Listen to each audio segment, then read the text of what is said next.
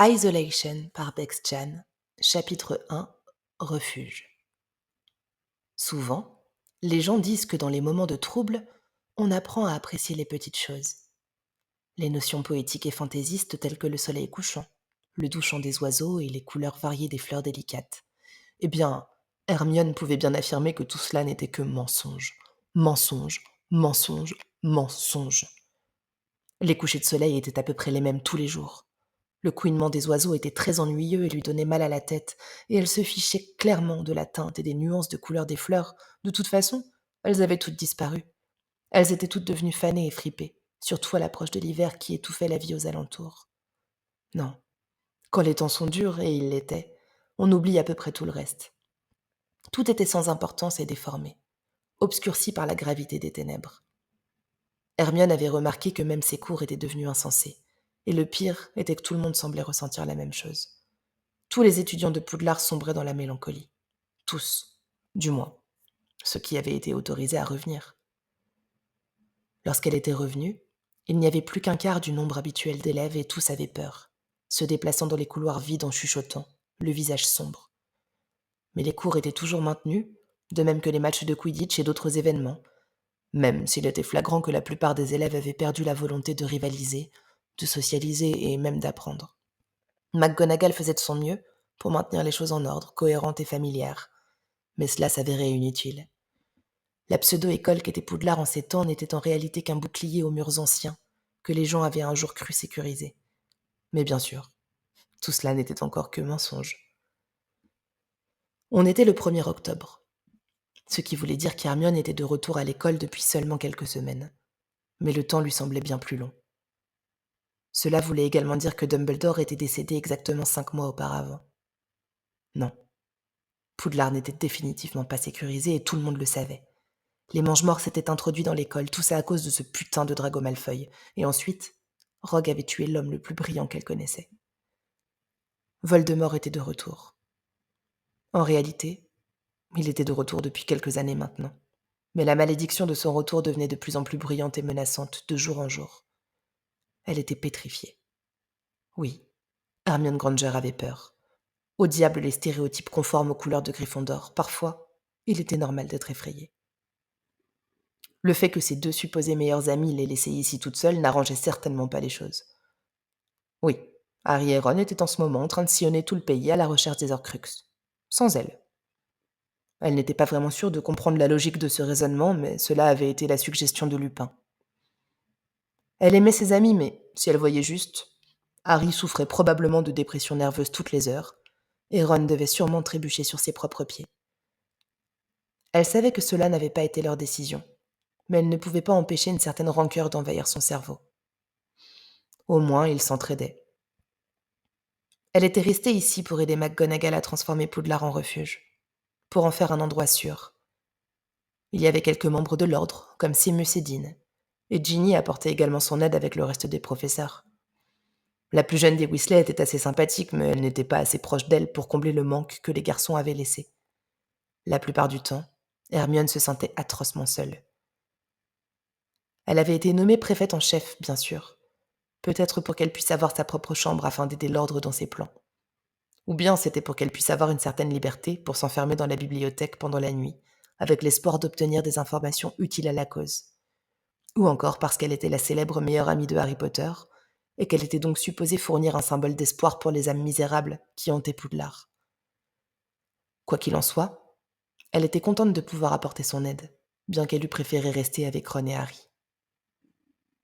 Michael Corner était le préfet en chef, mais elle n'avait jamais vraiment su pourquoi il avait été choisi. Il l'était probablement uniquement parce qu'il avait été préfet et membre de l'armée de Dumbledore, mais elle doutait fortement qu'il s'investisse assez dans la préparation pour l'ordre. Elle aurait pu lui demander, bien sûr, ou même essayer d'avoir une conversation avec n'importe quel autre élève, mais la seule personne à qui elle avait réellement parlé ces jours-ci était McGonagall. Elle était trop occupée, trop immergée par le besoin désespérant d'apporter son aide. Son dortoir de préfète semblait vide, creux. Près de la tour de Gryffondor, il y avait sa chambre, une petite cuisine, un salon restreint, la salle de bain et une autre chambre. La chambre qu'Harry aurait probablement occupée s'il avait été nommé préfet en chef. Corner avait son propre dortoir près de la tour de Serre d'Aigle et cela la soulageait. Si elle devait être en colère et anxieuse en raison de la situation du monde sorcier, elle ne voulait que personne ne le sache, mis à part Harry et Ron. Mais comme elle l'avait constaté à de si nombreuses reprises, il n'était pas là. Il lui envoyait une lettre tous les 15 jours, en faisant attention de ne pas dépasser ce quota au cas où cela alerterait Voldemort de leur recherche des Horcruxes. Donc oui, les temps étaient durs. Remarquablement durs. Si durs que les mots devant ses yeux semblaient seulement glisser par-dessus son esprit et échapper à son attention. Il était minuit passé lorsqu'elle s'était dirigée vers la bibliothèque, afin de faire de nouvelles recherches sur les Horcruxes, sous l'impulsion de ses insomnies passionnées. Il était sûrement 2 heures du matin maintenant. Le lieu était évidemment désert, et seule la faible lumière de son lumos indiquait la présence de vie au cœur de ce labyrinthe de livres. Elle frotta ses yeux privés de sommeil et essaya de se concentrer sur les lettres et les formes floues, mais c'était difficile. Bon, marmonna-t-elle pour elle-même, suivant la ligne du bout de son doigt, afin de stabiliser son regard. Le premier sorcier connu pour avoir créé un Horcrux était Herpo l'infâme, et ceci pouvait seulement être... Merde, elle avait déjà lu cette phrase 2 fois. « Vous êtes des malades ?» cracha-t-il, s'interrompant dans ses paroles. « Je ne sais pas laquelle de vos maudites potions vous avez avalé, mais il est hors de question que je retourne là-bas. »« Et je suppose que tu as une meilleure idée ?» lança Rogue en se tournant lentement pour faire face à son interlocuteur, regardant le jeune homme avec impatience. « Vous avez oublié ce qu'on a fait là-bas ?» demanda-t-il en levant sa main tremblante de fureur en direction de l'école faiblement éclairée. « Je vais être tué sur place si je remets un pied dans cet endroit. »« Nous n'avons pas le temps de discuter, Drago, » rétorqua l'ex-professeur, saisissant l'arrière du col du jeune sorcier. « J'ai fait le serment de te protéger et il s'avère que c'est le seul endroit où tu seras en sécurité. »« Lâchez-moi !» siffla-t-il, luttant contre l'emprise de Rogue qui marchait vers Poudlard. Il essaya d'enfoncer ses talons dans le sol et d'enlever les mains du professeur de sa robe de sorcier, mais en vain. « Espèce de sale traître à votre sang !» Rogue cessa ses grandes enjambées et ajusta son emprise sur les vêtements de Drago, afin d'approcher son visage du sien. Cela ne se voyait pas sur son visage, mais Malfoy se sentit soudain très méfiant devant l'aspect menaçant des yeux du professeur. Mais il ne broncha pas. Il était un traître à son sang, c'était un fait. Rogue et lui-même avaient passé les 4 derniers mois à se cacher suite aux événements de la tour d'astronomie. Drago n'était pas stupide. Il savait que son échec aurait des conséquences, mais il n'aurait jamais pu imaginer l'ampleur de celle-ci. Le Seigneur des Ténèbres voulait sa mort. Il n'avait parlé à aucun de ses parents depuis, et il n'avait aucune idée de ce qui leur était arrivé. Il venait à peine de quitter un hangar dans le Shetland, avec pour seule compagnie l'homme grassouillet et mystérieux, qui était présentement en train de le torturer du regard. De plus, sa tête était mise à prix. Des 2 côtés on souhaitait sa mort, remarquable. Et puis Rogue lui avait dit qu'il était un espion, qu'il les avait tous trahis et qu'il était l'un des leurs. Drago avait alors vomi les restes à peine digérés qu'il avait réussi à voler ce jour-là. Puis le reste de la soirée, il avait essayé de s'échapper de leur repère écossais. Mais où serait-il parti, de toute façon? Si Voldemort n'avait pas voulu l'Avada Kedavriser dès que possible, il aurait dévoilé la révélation de Rogue pour son bénéfice personnel. Mais il n'avait plus sa place parmi les mange-morts, ce qui faisait qu'il était profondément foutu, contraint à suivre le traître à son sang, qui lui avait dit qu'il ne pouvait plus le protéger. Connard. Et il avait fallu qu'il l'emmène à Poudlard. Il avait essayé de poser des questions sur le degré d'implication de Rogue dans l'ordre, mais comme à son habitude, le vieux con n'avait dit que le strict minimum. Drago s'était demandé si la volée n'avait pas fini par rattraper le vieil homme, et que toute cette histoire d'espionnage n'était que divagation hystérique d'un homme sénile. Après tout, il avait assassiné Dumbledore. Mais alors pourquoi l'emmènerait-il à Poudlard s'il n'avait pas une certaine influence auprès de McGonagall et de l'ordre? L'anxiété et toutes ces questions venaient se cogner contre ses tempes et résonnaient à grand écho dans ses oreilles. Mais il n'avait pas eu de réponse, pas de promesse, rien. Il avait été laissé là, à mijoter dans un néant douloureux, et à se demander à quel moment les choses étaient devenues si compliquées. 5 mois passés dans un hangar bancal sur une certaine île nommée Shetland Island, où seuls les cris des moutons tranchaient le silence, l'avaient laissé légèrement tendu. Bien sûr que le sorcier le plus puissant de la Terre soit à la recherche de son cadavre n'arrangeait pas les choses. Quelle semaine de merde, mois de merde, année de merde. « J'essaie de te protéger, Drago », lança le sinistre professeur. resserrant son emprise sur la cape de Drago.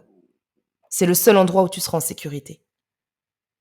Je ne serai pas en sécurité ici, grogna le blond, courbant les lèvres de dégoût. Je suis leur putain d'ennemi. Tu es un ennemi des deux côtés maintenant, fit remarquer Rogue, continuant d'avancer en direction de l'école, tirant Malfoy avec lui. Mais ce côté est moins susceptible de te tuer. Le professeur McGonagall a déjà accepté cette proposition. Quelle idiote, aboya Drago, ce qui lui coûta un tiraillement dans le bras. Je dois confier ma sécurité à cette folle ? Tu n'as pas le choix. Ses protestations cessèrent. Elle frissonna. L'automne avait envahi le château trop rapidement. Le froid s'infiltrait à l'arrière de son cou. Son souffle quittait sa bouche en de légères brumes et elle recouvrit ses poings avec le tissu de son pull pour réchauffer ses doigts. Hermione sursauta lorsqu'elle entendit la porte battante de la bibliothèque s'ouvrir, suivie par des pas traînants. Elle attrapa silencieusement sa baguette afin de mettre fin à son sortilège Lumos et d'écouter avec attention le léger martèlement régulier contre le plancher. Elle respira aussi silencieusement que possible, réussissant à se lever de son siège sans faire le moindre bruit. Elle regarda à travers les espaces entre les livres posés sur les étagères, en faisant toujours attention de ne faire aucun bruit, à la recherche d'un indice de quelque chose d'anormal. Toutes les ombres se fondaient en une masse obscure, presque noire. Alors elle se concentra sur les sons. Qui que ce soit, il s'attardait encore près de la porte, mais s'avançait lentement dans la bibliothèque. Sa main se resserra autour de sa baguette. « Miss Granger » appela une voix familière, et ses épaules se relaxèrent. « Êtes-vous ici ?» « Lumos » soupira la sorcière, ses pas se dirigeant vers la voix amicale. « Je suis là, professeur Slughorn. »« Ah, vous voilà » sourit nerveusement l'homme quand il aperçut la jeune femme. « Vous savez, nous vous avons cherché partout. Vous ne devriez vraiment pas sortir si tard, même en tant que préfète. »« Est-ce que tout va bien ?» demanda-t-elle, ignorant son commentaire. « Le professeur McGonagall souhaiterait vous parler, » déclara-t-il simplement, la conduisant hors de son bureau. Quelque chose ne va pas ? Elle fronça les sourcils avec inquiétude. Pourquoi McGonagall avait-elle besoin d'elle à 2 heures du matin ? Je ne suis pas sûre de ce qu'il se passe, Miss Granger, admit-il en haussant les épaules. Je suis sûre que tout va bien, ou alors nous en aurions été informés. Je suppose, acquiesça-t-elle, plongeant ses mains dans ses poches. Ça semble juste un peu bizarre. En des temps comme cela, Miss Granger, souffla-t-il, et elle pouvait entendre au son de sa voix à quel point le vieil homme était fatigué. Ils étaient tous si fatigués. Je suis surpris que vous trouviez encore quelque chose bizarre. Vous marquez un point. Je vais vous accompagner à son bureau, lui dit-il, sa voix légèrement déformée par la fatigue. Vous voudrez que je vous attende dehors pour m'assurer que vous retourniez à votre chambre en sécurité ? Ce n'est pas nécessaire, refusa-t-elle en secouant légèrement la tête. Ma chambre est à seulement quelques pas du bureau de Madame McGonagall. De plus, vous semblez très fatigué, monsieur. J'ai été réveillé assez soudainement, avoua-t-il, étouffant un bâillement dans sa manche. Mais vous étiez en train de lire à la bibliothèque ? Dormez-vous bien, Miss Granger ? Assez bien, mentit-elle. Pourrais-je vous recommander de la potion de sommeil sans rêve ? Suggéra-t-il, lui lançant un regard significatif. Je pourrais vous en faire infuser pour demain. Non, merci. Elle lui offrit un faible sourire. J'ai quelques pilules moldues pour dormir que je peux prendre si j'en ai vraiment besoin. Mais je vais bien, monsieur, vraiment. Si vous le dites, Miss Granger, céda-t-il, s'arrêtant alors qu'ils arrivaient à la porte du bureau de McGonagall. Je vous laisse ici alors. Merci, professeur Slughorn, acquiesça-t-elle poliment, en attendant que le sorcier ait disparu dans le couloir, avant de murmurer le mot de passe. Chat tigré.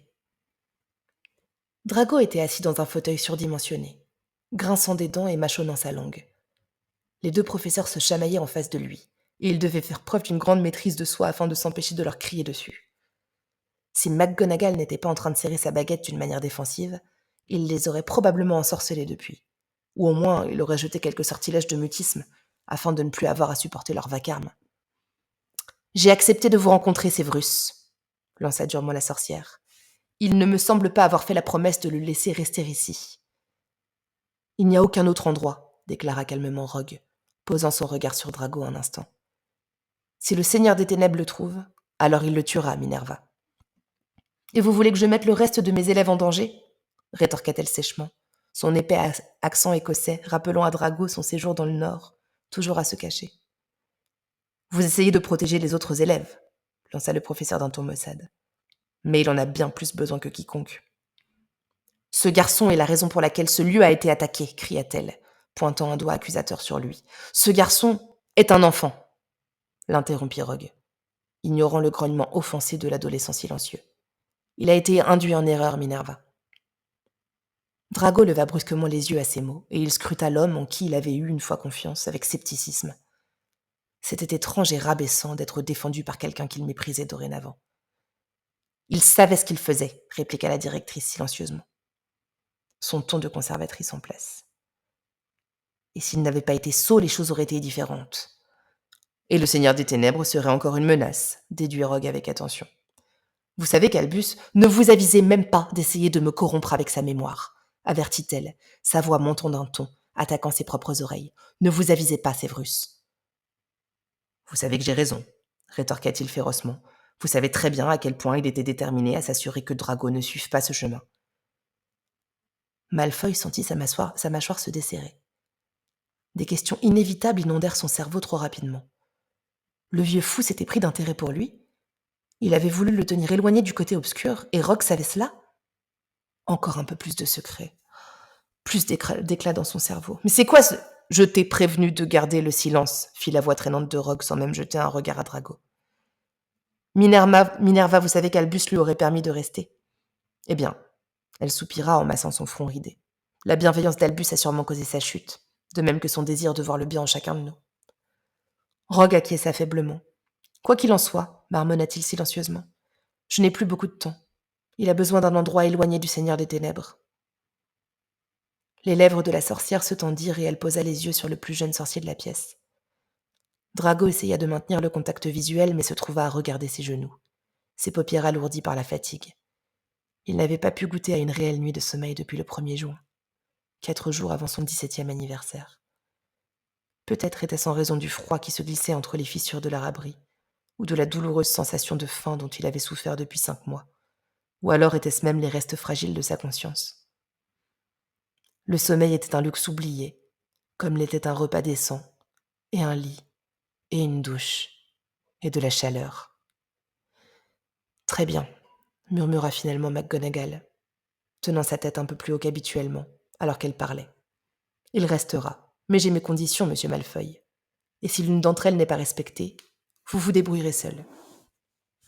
Drago releva lentement les yeux afin d'examiner la sorcière avec un regard agité. Qui croyait-elle être pour établir une liste de règles? Comme si elle lui faisait une faveur. Il ne voulait pas être ici. Il n'avait pas besoin de sa maudite aide. Son aide, elle pouvait se la mettre. « Votre baguette, monsieur Malfoy !» ordonna-t-elle calmement, tendant sa main. Il ricana amèrement. « Allez vous faire !» murmura-t-il froidement. Mais il sentit quelque chose bouger à côté de lui et il s'aperçut avec des yeux furieux que sa baguette avait atterri dans la paume de la vieille dame. « Il ne vous sera pas permis d'assister au cours avec le reste des élèves, » lui expliqua-t-elle. « Je pense que les raisons sont assez évidentes.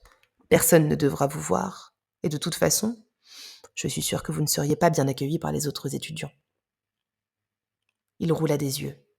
Il détestait les gens qui jugeaient nécessaire d'énoncer l'évidence. « Vous ne quitterez pas la chambre qui vous sera attribuée, » poursuivit-elle durement, ses lèvres pincées par le stress. « Si vous mettez un pied hors de Poudlard sans ma permission, alors vous ne serez pas autorisé à y revenir. Plus jamais. »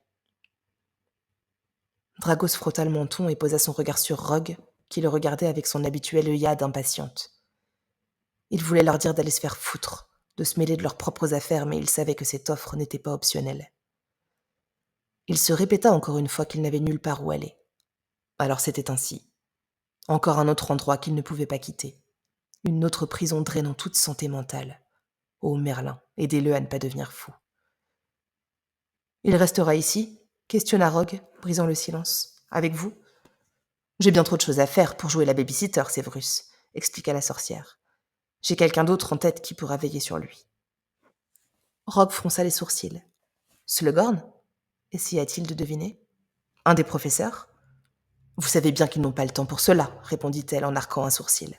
« Considérant les circonstances, Sévrus, il y a seulement une poignée de personnes à qui je fais pleinement confiance.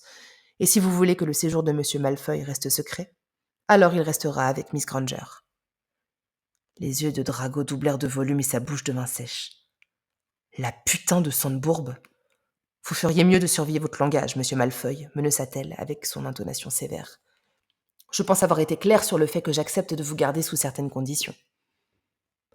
Vous pensez que m'enfermer dans une pièce avec elle est sûr questionna-t-il avec une mine moqueuse. S'il y a bien quelqu'un d'autre que le Seigneur des Ténèbres qui veut ma mort, c'est le Sandbourbe.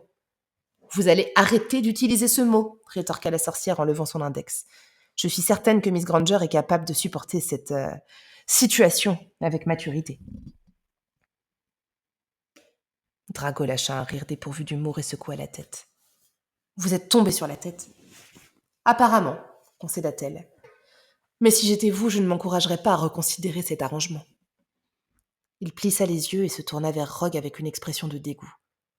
Vous appelez ça de la protection cracha-t-il à travers ses dents serrées. Me laisser avec ces abrutis.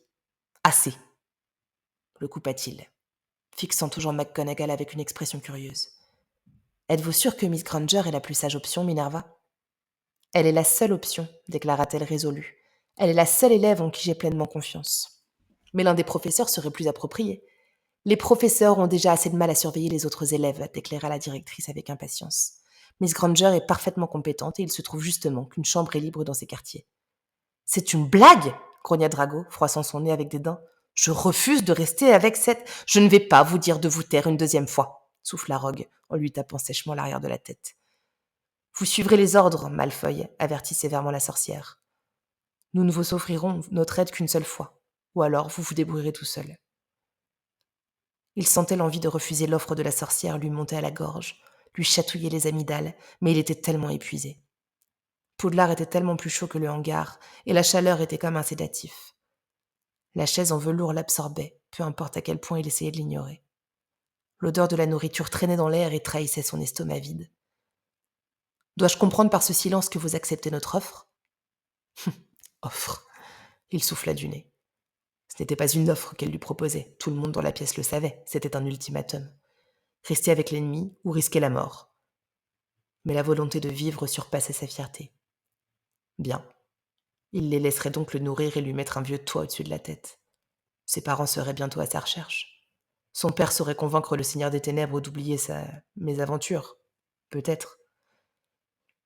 Il accepte, fit Rogue, brisant le silence, parlant pour lui, en jetant un regard sévère à son ancien élève qui ne lui permettait pas de protester. Ainsi soit-il, soupira McGonagall avec toute la crainte d'une âme ayant négocié avec le démon. Avez-vous des affaires personnelles? Ses yeux tombèrent sur ses genoux à nouveau. La réponse était tout simplement non. Non, il n'avait pas une seule chose qu'il pouvait désigner comme sienne.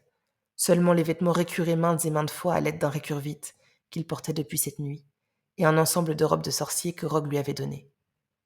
Il avait été dépouillé de toute marque de richesse, des symboles représentant son héritage tristement célèbre, et il détestait ça. Non, cracha-t-il brièvement, refermant les yeux. Alors je demanderai aux elfes de maison de rassembler quelques affaires pour vous, lui dit-elle, d'un ton légèrement plus doux que précédemment. Je les enverrai dans le dortoir de Miss Granger demain. Et Miss Granger a accepté cet arrangement? Interrogea le vieux sorcier d'un ton sceptique.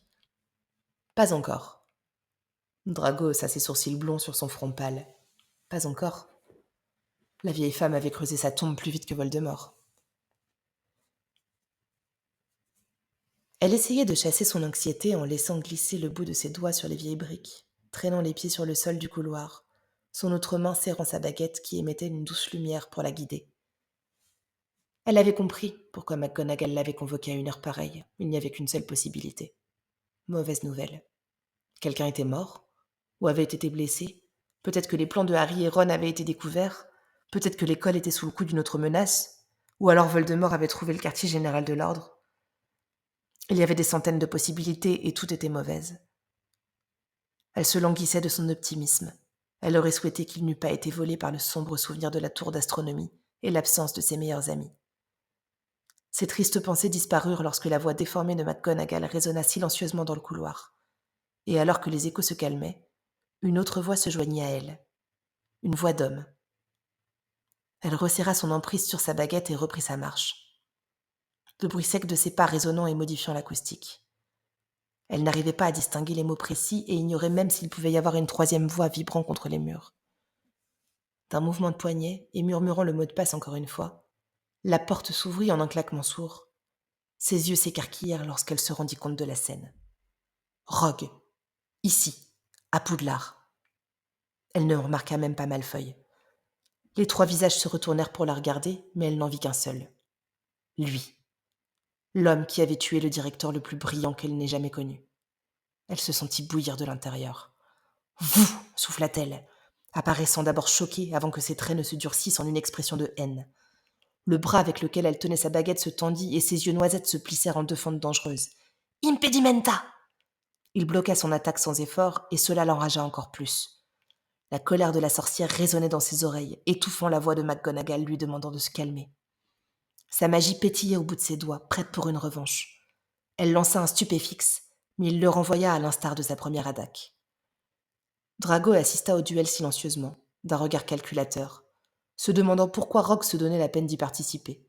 Un rapide Petrificus Totalus aurait sûrement remis la Sandbourbe à sa place.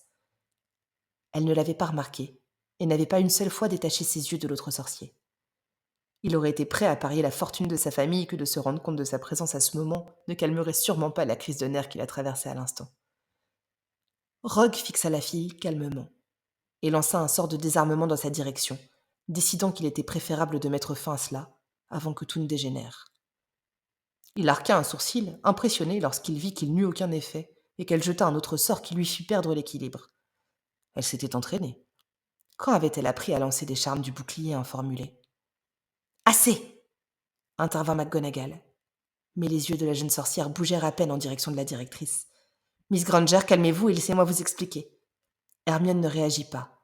Confring, sa baguette fila hors de sa main, et son regard confus se posa sur la vieille femme. Elle sentit des cordes ensorcelées s'enrouler autour d'elle et bloquer tous ses mouvements, alors que des larmes de frustration coulaient lentement sur ses joues.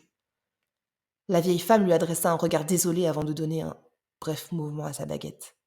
Et Hermione sentit ses pieds quitter le sol avant d'être projetés contre le mur, de derrière, dans une armoire. La porte se referma derrière elle en un grand fracas. Elle resta figée dans l'obscurité pendant un moment, étourdie. Puis tout lui revint avec vivacité et elle cria jusqu'à ce que sa gorge lui fasse mal. Pourquoi McGonagall faisait cela ? Elle toussa alors qu'un sanglot indigné lui échappait et ravala le cri coincé au fond de sa gorge. Qu'est-ce qui se passe ? De l'autre côté de la porte, Drago retomba sur la chaise en levant les yeux au ciel. Il regarda les 2 professeurs qui échangeaient un regard sceptique. Il hésita à secouer la tête de droite à gauche ou à rire de leur stupidité. Comment pouvait-il honnêtement être surpris qu'elle ait réagi de cette manière ? Il était vraiment entouré d'idiots. Eh bien, commenta-t-il de sa voix rauque mais toujours riche en sarcasme. Ça s'est bien passé ?